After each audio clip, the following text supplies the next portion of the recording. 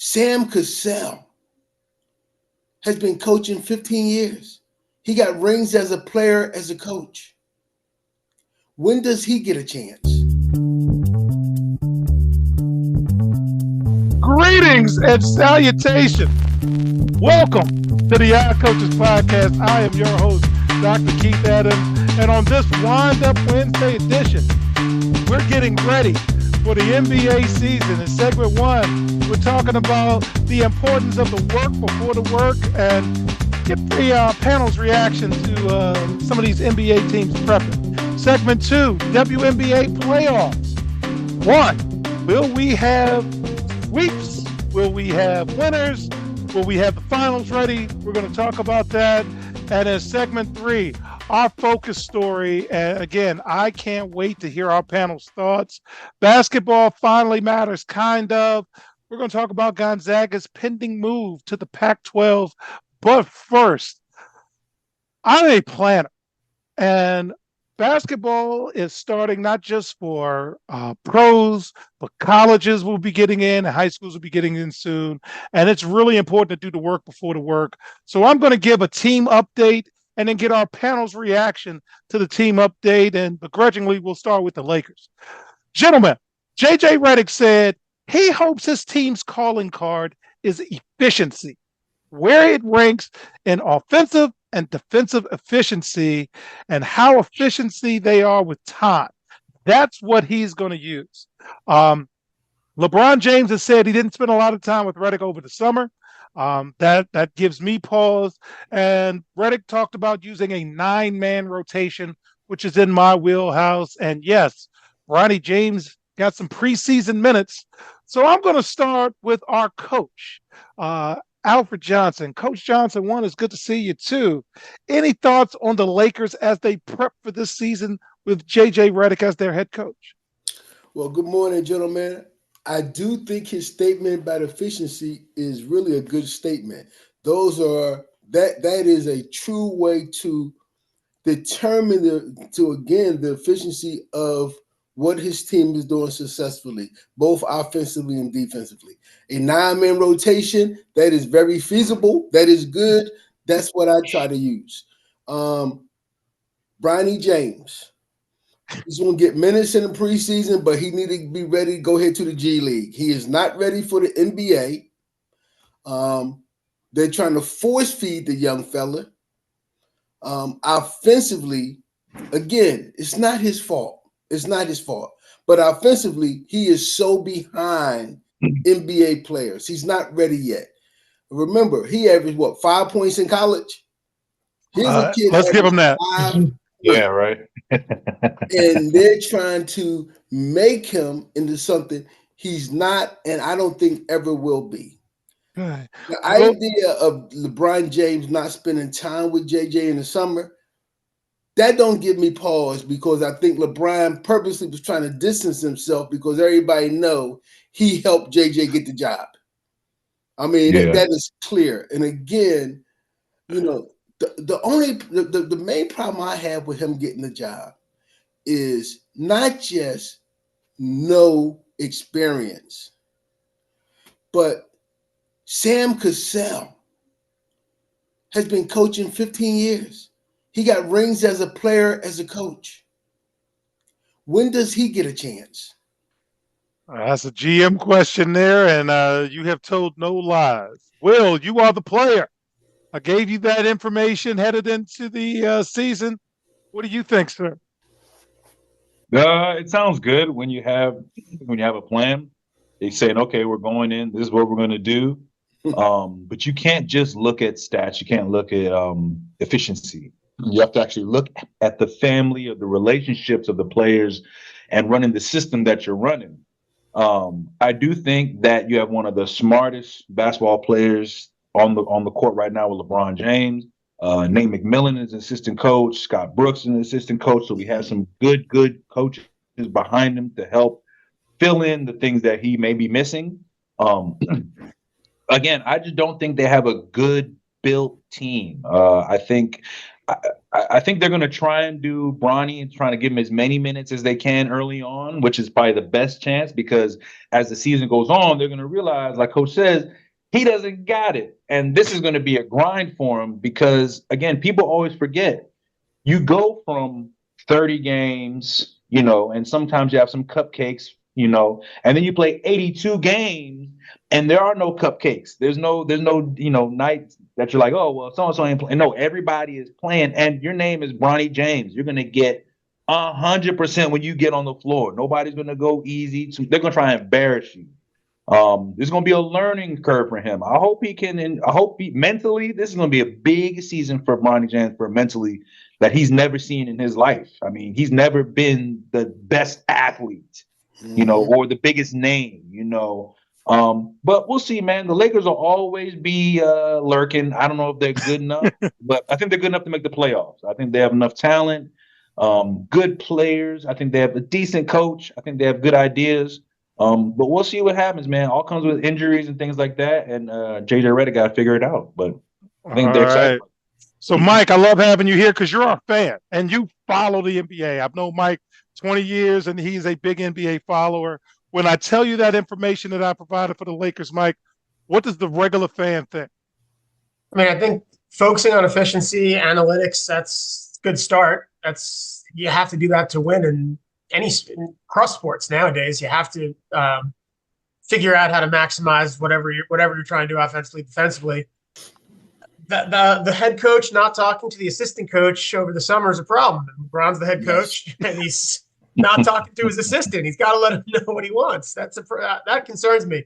But the 9-man rotation is fantastic because the team's old, so they're going to get tired. It's a long season, 82 games to grind, and then you hope that you're playing more, although they won't because the Timberwolves and the Thunder are just way too good for any old team like this or the Warriors or all the other teams that'll get most of the headlines. But they'll need to do a 9-man rotation, keep LeBron as fresh as you can, keep Anthony Davis as not injured as you possibly can. That gives them their best chance.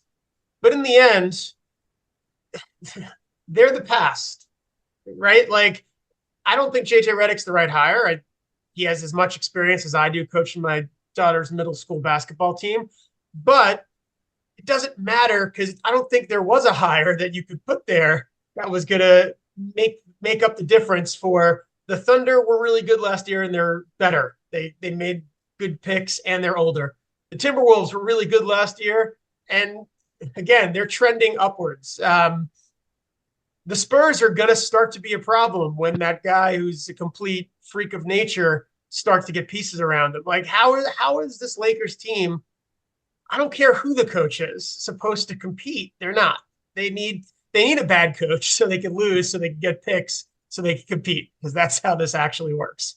All right. So now we'll talk a little bit about Golden State. Again, we're only taking a couple of teams so we can take a deeper dive. Golden State's coach, Steve Kerr, has an opening in the starting lineup, and that's at shooting guard because Klay Thompson is no longer with the team. They also have aging everything. Golden State used 27 different starting lineups last year and none for more than a handful of games. Jonathan Kuminga, Andrew Wiggins struggled on the court last year, and that's who you have. And you also have some unproven players in the backcourt and in the front court, and you also have the distraction of Steph Curry and the different accolades and awards and historical marks he could make this season. And when do we get to just basketball and winning? So, Coach, I'm going to you first. What are you thinking about Golden State as we get ready and their love for small ball, and will they even be a factor this year? I do not think they're going to be a factor in terms of playoffs. I know they beat the Clippers last night in a exhibition game, and that tells you about the Clippers because it really does, man. It really does. But Golden State, they have a problem. If you're talking about small ball with Green at center at times, that's a problem. He's too small. When big guys lean on him and get the bully in him, all that's going to cause him to do is want to put his hands up. Um, they're not that good, unfortunately. And I feel for Steph. He has really given a lot to that organization, to the game. And in the last days of his career, they're a bad team. Okay. Cotton Man, you're the player. I threw out that. You're in the locker room. You're there every day. What are you thinking about the Warriors headed into the season? I think you'll appreciate this. They're kind of like the Temptations. I mean, the original Temptations was amazing. But if you look back the past, there's been a million of Temptations who are no longer Temptations anymore. And now, currently, we have five guys who I don't know if they're really the Temptations anymore. You're using the name. Steph is still good. But again, when you lose the amount of talent, I mean, Klay Thompson's still one of the amazing shooters in the history. Draymond, as much as we I guess wouldn't say dislike him, but his differences. You know what I'm saying? He's still a leader. They loved him. They for some reason they really liked him. I think Mike Dunleavy is just holding on until he figures out what the next era is going to be. Am I going to keep on the Steph? Am I going to move on completely? How's it going to look? It's going to be difficult too because they're doing what? They're opening a new stadium, so they have to sell what? Seats, and they have to sell beers, and they have to sell. They can't have empty butts. Can't be like a Capital One arena. So they have to figure. I think right now they're trying to keep the butts in the seats. Steph's a great way to do that. Because most NBA fans are going to say, "Oh, well, Steph and Kerr here, we're going to be competitive," and real NBA fans know that they don't have enough to be what they were. So they're going to hold on until they figure it out, and you'll start hearing during the season, Steph going to get traded? Is he happy? Does he want to be moved? Or these become things that I'm not saying it's going to happen, but these are the voices that'll start lurking in, and people are going to say, "Hey, maybe you should go get Curry. Want to go play?" So that's the opening for First Take in December. You know it, man. We're ahead of him. We're ahead of him. All right, Mike King, you're the fan. You've watched the West, especially because of your love affair of Oklahoma City, which is legit. What are you thinking about the Warriors with the information I provided? Mark Jackson made the meal, and Steve Kerr just brought it to the table. So now they got a lot of 22, 23, 24-year-olds, and they could use someone who could develop some talent. Like, I don't know, like Mark Jackson. I don't know. He did a really great job and gets like no credit for really being the thing that started that whole dynasty, because he took them and made them play defense and taught and got them to believe in their abilities and got the whole thing going, took them from nothing to playoffs. And then Steve Kerr just kind of got the perfect scenario. So you're an all-time coach with all these championships. Now you got to do something. And I don't think he's going to be able to, because again, like I'm going to keep saying, the talent in the West is Oklahoma City, it's Minnesota, Dallas is that in between. They're going to be the old team soon, but not yet. And then the Spurs are the future to compete with the Thunder and T-Wolves when they're the old team. So yeah, I don't. And you can also add Memphis, who got Ja Morant back, and if Zion's playing, let the data speak. They're in the top 6, so we're talking about 2 7 to 10 teams. All right, these are two play-in teams, and we're gonna have to talk about them all year because that's what the fans want. Great, but Coach Johnson, these are 2 play-in teams who are going to lose the first round, and then they're going to be out. But we got a show to do. Any final thoughts from you, Coach, before we wrap up with a celebration of one of the finest that we just lost? Yes, it's sad losing Mutombo. I heard someone say yesterday that the world is not a better place today because of that. I do know remember his time with the Sixers. He was fantastic, not just as a player, but as someone who gave of himself into the community. I did things with the 76ers basketball camp for 10 to 12 years. And, he was a guy who just was available, always with a smile. And he's going to be missed. Yeah. All right. So, fans, last week we lost to Dikembe Mutombo. Played 18 seasons in the NBA. and that doesn't even get close to it. And on a personal note, he's a local guy to me.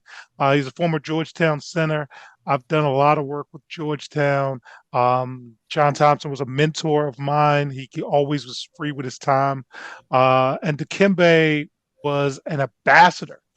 Guy spoke 9 languages, founded his own foundation, and just good people, good work, always available. So we definitely want to send our thoughts and prayers out, and didn't want to leave this segment without acknowledging the guy we call Deke. So he's Deke to us, and yeah, that's a loss at only 58. So again, shout out to his family, and I'm gonna wave my finger. And when we come back, we'll talk WNBA playoffs. Be right back on the Coaches Podcast. This is Dr. Keith Adams, president of the CKA Safe Project, with a question for you. Are you passionate about supporting student athletes? If so, then become an official member of the CKA Safe Project and make a difference today. With your membership, you'll be able to help us provide essential academic and athletic support to underserved communities nationwide. Join us in empowering student athletes to achieve their full potential, both on and off the field. Together, we can build a brighter future through education and sports. Visit ckasafeproject.org and choose your membership level now. $25 is a bronze level membership, $50 is a silver level membership, and $100 is a gold level membership. Be a part of the change. Become a member of the CKA Safe Project today. Welcome back to the Coaches Podcast in segment 2. WNBA playoffs are here. We're in the semifinals. And again, this is a magazine style show. Game 4s are being played as we speak. Mike, I'm going to start with you because I definitely want your input. One, out of the series, New York and Las Vegas, Minnesota, Connecticut, which one has caught your eye more? Any thought? I think New York, Las Vegas, because those are the two best teams. I think we all kind of, regardless of rankings, we all kind of know those are the two best teams, and whoever wins this is the heavy, heavy favorite. And the fact that New York was able to hold serve at home, and everyone thought Vegas is because of the last few years they're the team, but New York this year has been the best team, and so far it's 3 games in. So far they've shown it. Now they gotta, it's hard to win that last one though. It's hard to eliminate a champion. So that's what they're going to have to do. But they've held their own, and I think that's the series really to pay attention to. All right, Codman, what are you thinking? New York, Vegas, Minnesota, Connecticut, go in any direction you want. Oh, I mean, we can easily talk about. I like Vegas, obviously. Asia Wilson, the first 2 losses that they make in New York, she was taking a lot of fadeaways, and she was not being as aggressive as I've seen her before. And then the win that they got, she was super aggressive, right in the paint, really in there. That was really good. And Minnesota, I think the interesting about Minnesota is their top pick, Alyssa Peely, has not played it much. That speaks more how good their team is. But her youth, I mean, she's not pouting. She's not saying da da da da da. She's first person off the bench when they call timeout. She's high fiving. She's clapping. They have an amazing team. I think Minnesota has a great team chemistry going at the right time, and they're gonna be very dangerous moving forward in the rest of the playoffs. Okay, Coach Johnston, what do you think, sir? I agree with Will about Minnesota, but I am favoring Vegas, especially if they can duplicate the defensive effort against Sabrina. In game 3, Basically, yes. they shut her down, and that was the key. Yes, Asia was great. Plum was wonderful, and the point guard was just outstanding. The point guard was outstanding, but the defense collectively against Sabrina was the key. And if they bring that same effort and energy, I think they got a chance to come back from 2-0. So on my note, going New York, Las Vegas first, Jonquel Jones to me is the issue because can you find somebody to guard her on a regular? Because you're not going to shut down Sabrina, multiple games. I know how hard it is as a coach to get the focus and the lock in on the game plan, and they were locked in game three. It's just hard to maintain that. And then the Minnesota piece, Will is right. They share the ball and they seem to play with a great bit of joy when they're together. Not saying Connecticut's not any good, but it's going to be tough for Connecticut to win that one. But our main story of the week, and again, I'm glad to have Coach Johnson here. I'm glad to have Will here as the player perspective, and Mike as the fan. WNBA has made some coaching changes, and I want to briefly go through a couple of the coaching changes. Atlanta, the Atlanta Dream has fired Tanisha Wright. She was a longtime NBA player, WNBA player. Atlanta finished 15-25 this season, and they've lost in the playoff the last 2 years. And she's been there a number of years. Although they had a lot of injuries, that's just a tough one. So because she's been there a lot of years and she just hasn't performed, and they're not trending the right way, I'm kind of okay with this one. Coach Johnson, any thoughts about the Atlanta coaching change?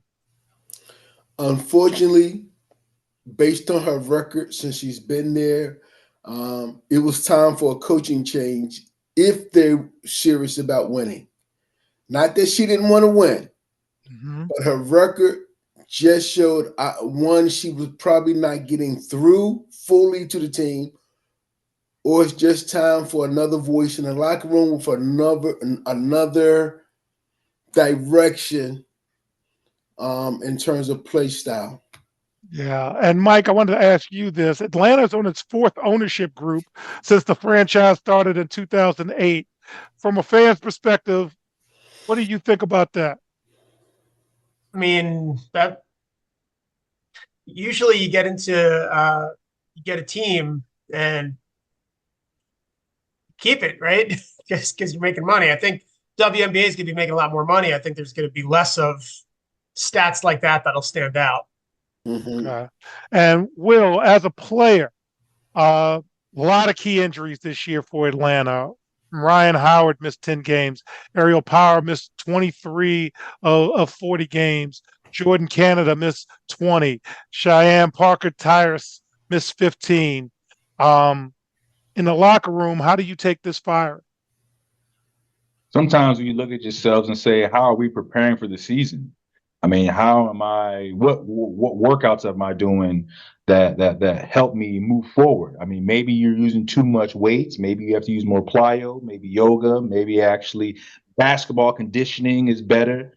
And also, sometimes, and putting on weight sometimes, putting on muscle that's going to last you through the season. That's going to get you through those games. And also age. Also age, and then you got to look at the team and the players and say, who's staying late? Who wants to work out? Who wants to show up and just play? Who's preparing for themselves? Who's preparing? What's your, I think Coach, you are talking about what you're eating. Let me see what you bring. Let me see what you're bringing to the, are you worried? These are things. That 7-Eleven diet's not going to work out for you. Yeah, a cup of noodles ain't going to cut it. You know what I'm saying? I think they look at a lot of things, who's showing up to games, who more interested in their dress, who's there, who's trying to be there for the parties. There's a lot of introspect that they're going to have to look into the players. And I don't think it's not just injuries specific. They're going to think about who wants to win. What are the things that need to do to win? And I think they'll take a deep dive of these players and say, some of them won't be there next year and some of them won't be. But I think that's part of that's part of the thing where you're trying to cultivate a culture that you want to win. And sometimes you got to get rid of things that, you unfortunately, you're friends. You can't be friends, So I think they'll make a lot of changes and they'll start turning the right way. All right. So the coaching change that I'm appalled about, and again, I'm glad Coach Johnson's here to not have Coach Adams go off on too much of a rant. The Chicago Sky fired Teresa Witherspoon. The Sky picked with the number 3 pick, Camila Cardoza, post player. They picked with the number 7 pick, Angel Reese, post player. They combined when they played together for 23 points and 21 rebounds per game. Angel Reese missed the last 6 games of the season, and Chicago didn't finish strong, and they made the difficult decision to fire Teresa Witherspoon, who's an outstanding coach. And again, she's a post player. Post players see the game differently than guards. This was her first season. They're trending the right way, and they're going to have another good pick. So, Coach, when this one came across your desk, what was your thoughts about Chicago firing Coach Witherspoon after one season? And even Angel Reese had some kind words to say, as this was announced. I'm wondering if they're going to come out with the truth behind her being fired, because there's no reason that she should have been fired as a first-year head coach with the things you just stated. She's a very good coach. She has building blocks. So why was she fired? And again, the players are upset. The players are upset that she was let go. I didn't understand that when I saw that, and I still don't understand it. And I hope someone gives her another chance. So, Will, I want to couch this a certain way. It has been reported, and Coach Johnson is right. Everything's going to come out eventually, but it's been reported that some of the older players were a little upset with some of the things Coach Witherspoon was doing. And Coach Adams is fond of saying, not everybody's going to be here next year. So if it's a choice between you and me, it's not a choice, it's a decision. When you hear things like that and you have such young players and you have a position coach as the head coach, what does that look like from the player's perspective? Change is going to be different, because coaches are going to say certain things to players and say, hey, maybe next year, like, hey man, next year I'm gonna get you more minutes. We want to put you in this position, and you get excited, and all of a sudden a new coach comes in and it's like, oh well, I don't fit the puzzle that I'm supposed to, or things like that. Reminds me a lot when Coach, you started coaching us. We came in my sophomore year. We had Tony Hall, loved the guy, nothing bad about. Nothing bad about. He used to take us to IHOP after practice on Saturdays. And then the next, and he's telling Will, you're a big part of our piece. We're going to get you some minutes, and I'm very excited. And then here goes Keith Adams, and yelling, and all of a sudden we ain't going to IHOP on Saturdays, and Will Cotton ain't playing that much, and things like that. And there was a lot of people, I'll say some names. Louis Brookins was in here, Ali Ghanem, my best friend, were in here. We're not feeling it, man. We did not like change, but you know what helped us? Winning will help you overcome a lot of those things, man. And once we started going 5 and 6 and 0 and 7 and 0, and those weren't just 7 and 0, we're like, 20-point wins, 30-point wins. Winning changes a lot of things. And I love Tony Hall. That's my man, 100%. But I wouldn't change Coach Adams for nothing right now, baby. The way his future is. So sometimes you're gonna feel hurt. That's your guy. You're gonna be hurt. Sometimes it's above you, because like Coach says, sometimes the organization says moves a different way. It doesn't work with you in your mentality. But at the end of the day, I hope Chicago goes in, talks to the players, say, hey, this is what we want to do. Certain players are going to say, this is the coach we're going to bring in. This is their playbook going to bring in. What do you feel? And if it equates to wins, everybody will forget about the previous coach and show her love anyway. But I think they gotta win, or you'll hear more of that. And like Coach said, if they're not winning, then the truth will start to come out, and that'll be even worse. So they gotta win, and they gotta choose the right coach. All right, Mike, you're my fan. You had a lot of positive buzz in Chicago this year, a lot of media attention, and you got one of the profile players of the league in the next 10 years, and then they fired a coach. What are you thinking as a fan? Well, what you're saying with the older players getting upset, if you watch a lot of Chicago games, a lot of things were done for, making sure that we got our doubles and whatever, and not necessarily about those wins, right? Like the focus was the focus. The focus was on the best player on the team who got all the attention, like top 2 attention in the league, including all the veterans. So it makes sense for the coach to focus on her, right? Like that's Just like it makes sense to focus on Caitlin Clark, for Vegas, it makes sense to focus on Asia. Well, you focus on your star, but if the other players are pissed, that's part of it. But for me, it's the GM was hired, a couple of weeks after, right? Like a couple weeks after. GM likes to have their person. That's GM 101. So they hire the interim coach, and a week later they hire the GM. That's the opposite of how you're supposed to do it. So the GM, the first thing they're doing is no, right? Like I think back to, again, Hard Knocks when Joe Shane's son says to him, you only get this job once, get Jaden Daniels if you can, right? Like you only get this job once. If you have a head coach, you got to get your head coach. That's what you're going to be, that's what you're going to get criticized for or get success from. So I think that's kind of probably a big part of this too. He wants to make sure he's got the person that he wants.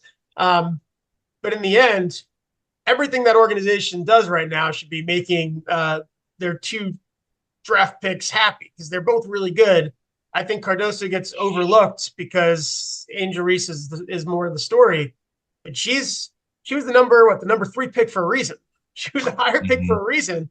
I think she's long term going to be the best player. And they'll also have Angel Reese. Like that's going to be a good team. So the next coach is going to have a lot of ingredients in the kitchen to work with. Again, could be another Mark Jackson, Steve Kerr situation. As Billy said to Princeton Purple Rain, oh no, this is the business. Mm-hmm. And you ain't too far gone to understand that. So with that, in segment 3, Gonzaga has finally made it to the big leagues, or has the big leagues finally made it to Gonzaga? We'll be right back on the Young Coaches Podcast. This is Dr. Keith Adams, president of the CKA Save Project and author of Finding the Balance, My Personal Journey to Academic and Athletic Success. This book is your key to unlocking the secrets of being a successful student athlete. Drawing from my 30-year career as a teacher and coach, this instructional guide offers a unique perspective on achieving success in both academics and athletics. With over 15 personal stories and insightful antidotes, Finding the Balance is a must-read for student athletes, parents, coaches, teachers, and administrators. Visit www.ckasaveproject.org to get your copy and start finding the balance today.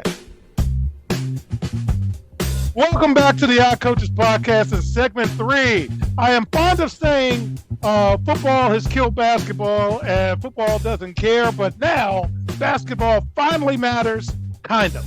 The Pac-12 is adding Gonzaga as a member in all sports beginning in July 2026. Gonzaga brings basketball, nothing else, but they bring basketball.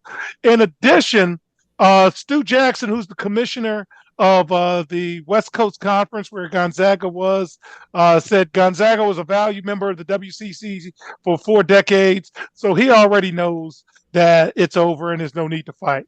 Gonzaga is going to join San Diego State, Colorado State, Utah State, Fresno State, Boise State, Washington State, and Oregon State for a strong regional basketball league. And guess who else might come, fans? The Pac-12 has had preliminary discussions with St. Mary's and Grand Canyon University. Go on and get them lopes. Now, Coach, you've been a part of some conference changes. When I was at Hood, we were a part of the CACA, Capital Athletic Conference, and we moved to the MAC. Any thoughts about Gonzaga going to the Pac-12? Does basketball matter again? Basketball matters again. And the Pac-12, really with Gonzaga's addition, is going to get a lot of notoriety. Gonzaga is still one of the top 15 teams in the country, will be for, as long as Mark Few's there. So, again, it's a good move for them, great move for the Pac-12. And, again, it's going to even out the landscape of basketball. Mike, you're my fan. I'm going to you for this because your team was a part of a pretty big move, pardon the pun. Any thoughts on Gonzaga going to the Pac-12? Is this basketball coming back to relevancy? So we got like this the Big East with a lot of like basketball schools and not a lot of any football schools in that group. And one of the teams there wins the championship a lot, and it doesn't. How much money? How much money is the Big East? How much money those schools get? Not much. And in the end, what are we talking about? Money. So it's great. I mean, it'll be fun to have another like basketball conference. But that's like it. again, like Duke and UNC, no one wants them. When we're talking about all these conferences, no one wants Duke and UNC, and that's like premier. Oh man. No, you can stay in the ACC. You're good. Will, you're the player. I love the fact that it's a regional conference, so you're not traveling across the country. What is your thoughts as a player on the Pac-12 getting Gonzaga?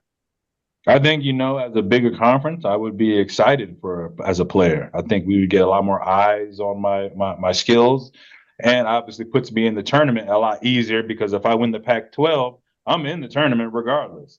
I think other teams with other leagues like the Big East, like Mike said, they should start looking and saying who's going to be take later. I mean, I know you might go to the Big 12 UConn, but you might get snatched up by somebody else. St. John's could end up in the ACC or the Big 10. You never know. I think there's a lot of it's going to be rough, but there's a lot of things that a lot of coaches are going to be excited about. So I think everyone's going to put their best foot forward and put their best presentation because they say this is going to be the interview. This is like, hey, this is what you're going to get.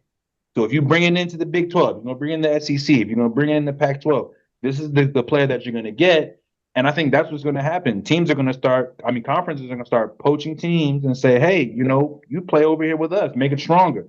And sometimes it could be a money thing. Sometimes, hey, we get more money individually if you move to this lesser conference. So there's going to be a lot of conversations. I think teams are going to put their best foot forward. I think there's going to play a better basketball.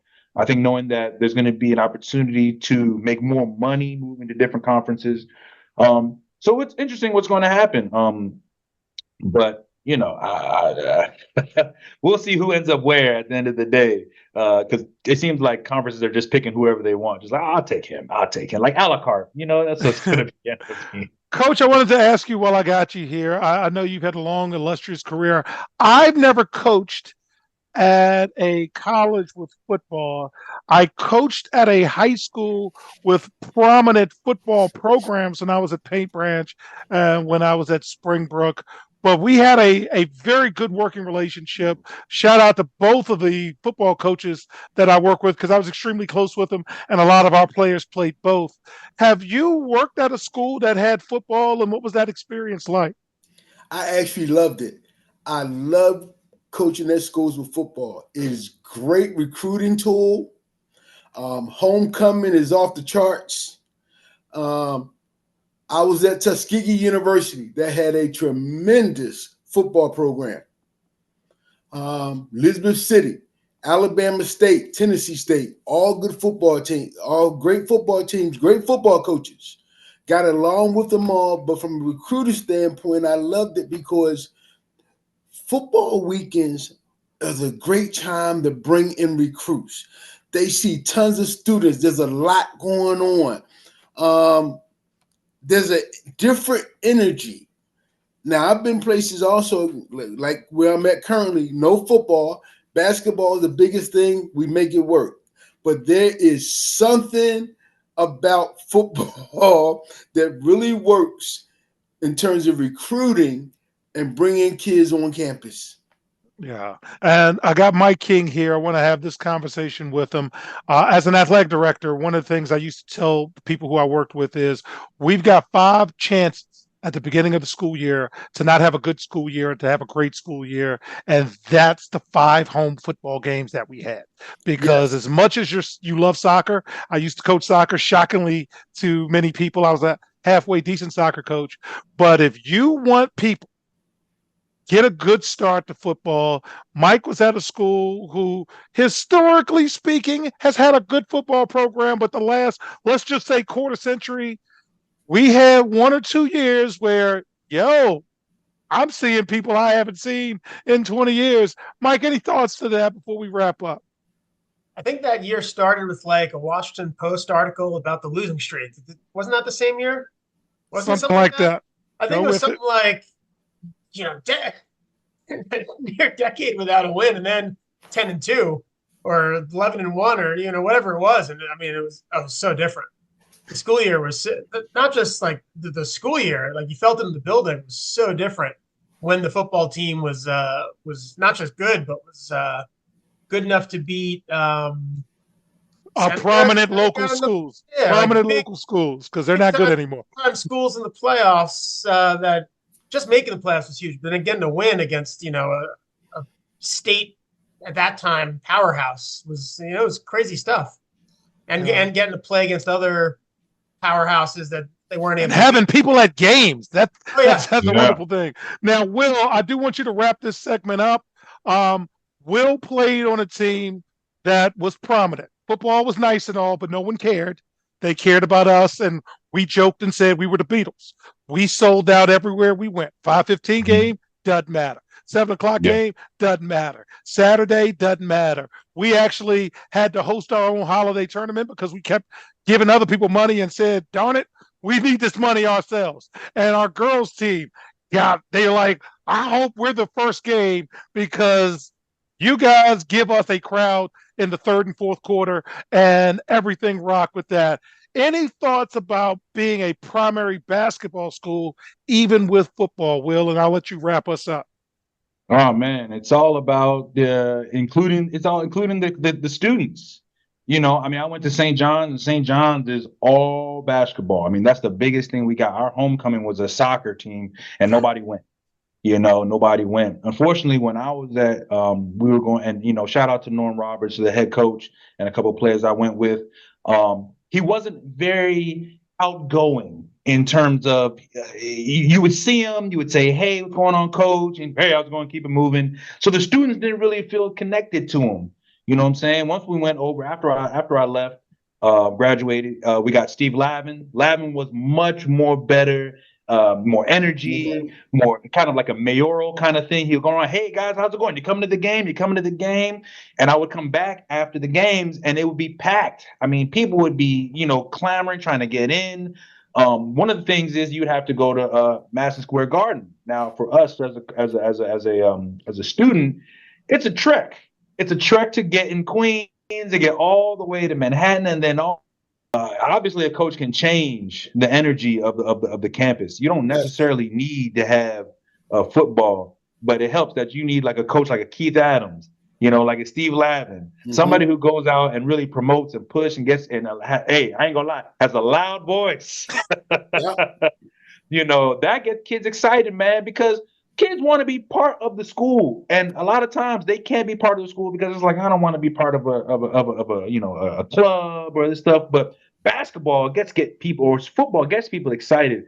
You just need to have the right people. You have the right coach and the vibe. You can even be bad. I mean, shoot, as long as you have the right vibes, people will show up and love and all that stuff. And I think that cards with the coach. And you have the right coach, man, you can bring people in. So it'll be difficult, but get people excited. You have the right personality. And I think if you the personality and the coaching come together, that's ideal for them. So we'll see if they can figure that out. But it's possible for sure. All right. So with that, fans, on behalf of our Cavalcade of Stars, I'm Dr. Keith Adams saying thank you for listening and or watching the iCoaches podcast.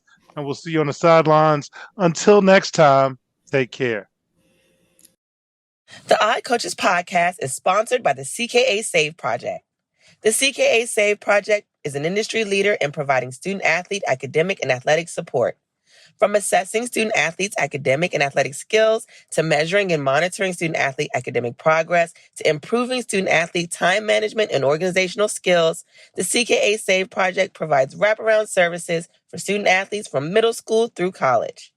For more information, visit us on the web at www.ckasaveproject.org. or schedule a free consultation with Dr. Keith Adams by emailing cka@ckasaveproject.org. We hope you enjoyed today's show. The iCoaches podcast drops new episodes every Tuesday through Friday on most weeks. Make sure you subscribe to the iCoaches podcast on Apple Music, iHeartRadio, Podbean, Spotify, and YouTube. Follow the iCoaches podcast on Twitter and Instagram @oddcoaches. Follow Dr. Adams on Twitter and Instagram at CKA Save Project. In addition, follow Coach Mike Francis on Twitter and Instagram at Coach Franchise, spelled Coach Franchize. For more information about the CKA Save Project, please visit them on the web at www.ckasaveproject.org. See you next time on the iCoaches Podcast.